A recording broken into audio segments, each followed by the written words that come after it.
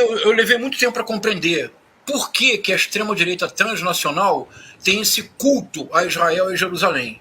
O que está por trás disso? É algo muito surpreendente. Veja, não se trata de um culto a Israel ou a Jerusalém.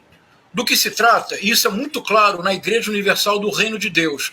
Se vocês, mesmo se nós não prestarmos atenção na Igreja Universal, se eu disser para vocês que há 20, 25 anos atrás, quando a Igreja Universal começa a ter importância, vocês se recordam que a Igreja Universal era sobretudo a Igreja de Cristo? Que Cristo era o que o tempo todo era evocado pela Igreja Universal? E se eu lhes disser que nos últimos 15 anos há uma modificação teológica fundamental nas igrejas neopentecostais que começou nos Estados Unidos e que foi importado, é a chamada teologia do domínio, não mais a teologia da prosperidade, que é o princípio dessas igrejas neopentecostais, mas a teologia do domínio. Rodrigo, quando eu realmente compreendi o que é a teologia do domínio, eu caí da cadeira. Veja, eu vou tentar ser o mais sucinto e claro possível, porque é muito importante que se entenda isso. É assim, uma transferência teológica. As igrejas neopentecostais não mais são igrejas de Cristo, porque Cristo já era contraditório com a teologia da prosperidade, mas com a teologia do domínio, que é uma teologia do domínio político e da imposição violenta da própria fé e do próprio Deus sobre todo aquele que pensa de forma diversa. Então, vejam o que acontece hoje nas igrejas neopentecostais. Verdadeiro Deus, verdadeira religião. Há uma transferência radical do Novo para o Velho Testamento. Mas no Velho Testamento não é Moisés, o sábio que conduz o povo no deserto para a libertação. Não é Jó, aquele que aprende com o sofrimento a amar ainda mais o seu Deus. Não é José, aquele que perdoa os irmãos. Não é Salomão, o Senhor da Justiça, capaz de dirimir questões impossíveis, usando o bom senso e buscando sempre a justiça. É o Deus da fúria, né? A extrema-direita é isso. William, para a extrema-direita transnacional, o modelo, e você verá, Rodrigo, Netanyahu, Trump, Bolsonaro, Javier Milei, o modelo é Davi. Mas não o Davi, aquele que derrota Golias, usando a astúcia e não a força. É o Davi, senhor de exército. É o Davi, senhor do império. É o Davi, aquele que uma vez, observando uma mulher no seu banho de purificação, por ela se encanta. A possui, a violenta, Betsabá, Batsheva, Betsabé, como se quiser pronunciar. Um problema, ela engravida. Problema maior, ela é casada. Problema se multiplica, ela é casada com um soldado do exército de Davi, Urias. Rodrigo, o que faz Davi? Envia Urias para a guerra. Envia Urias para a guerra como um general, como uma forma de compensar o pecado que cometeu? Envia para a frente de batalha, para que ele morra. Urias morto, ele se casa, ele adota Betsabé como uma de suas concubinas. O filho dessa união perece, juízo divino. Um dos filhos do casal é Salomão. Que coisa. A extrema-direita transnacional encontrou em Davi o modelo.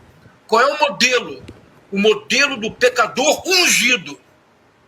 Porque não há em todo o Novo Testamento alguém que tenha pecado tanto quanto Davi. Davi cobiçou a mulher do outro, Davi matou o outro, Davi não respeitou o básico, que são dos 10 mandamentos. Ainda assim, Davi era ungido. Rodrigo, acredite, para a extrema-direita transnacional, Trump, Bolsonaro, Javier Milei, Viktor Orbán, Netanyahu são ungidos. E como se comprova isso? Pelos pecados que cometem. Sim, quanto mais pecador, de repente... Estarrecedor. Não é estarrecedor, William? É demais. Não é, Vivian? Demais. É estarrecedor. Esse é o modelo. E, sobretudo, porque Davi representa a força da espada. Não é a força da palavra, não é a força do amor, da caritas, da misericórdia, da compaixão. Davi é aquele que não se preocupa com o outro, que ignora solenemente o outro. Ele se apossa do corpo de Betsabé. Ele mata o seu marido. Ele a torna concubina. E ainda assim, ele se arrepende. E ao se arrepender, ele é ainda mais ungido. Então, a extrema-direita transnacional retorna a Israel, não o Israel dos profetas, não o Israel de Messias, não o Israel de Abraão, não o Israel do misericordioso José.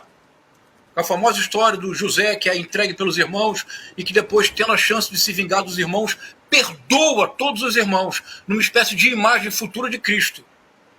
A extrema-direita se reúne a Jerusalém e a Israel, mas é preciso dizê-lo, sobretudo a Davi. Em alguma medida, o atual massacre, genocídio, e veja, genocídio mesmo. O Tribunal Internacional Penal de Haia tem um estatuto, que é o Estatuto de Roma. O artigo número 6 é o artigo que define genocídio. 5 práticas são definidas como genocídio. Todas estão em curso no atual massacre realizado contra os palestinos em Gaza. Então, isso me custou muito trabalho compreender. E eu acho que nós precisamos tentar tornar ao máximo essa questão uma questão do debate público. E por quê? Porque com esta concepção de política, a única possibilidade é a retórica do ódio, é a desumanização do outro, é a repetição de massacres, seja simbólicos, seja massacres físicos, como os que estamos assistindo agora. Não é uma questão simples, porque essa articulação da extrema-direita é transnacional. Por isso, Milei, Bolsonaro, Orbán, Trump, todos queriam, alguns fizeram, outros tentaram transferir a embaixada para Jerusalém, mas, sobretudo, todos seguem este modelo. O modelo não é o modelo da misericórdia, não é o modelo da compaixão, é o modelo do império das armas.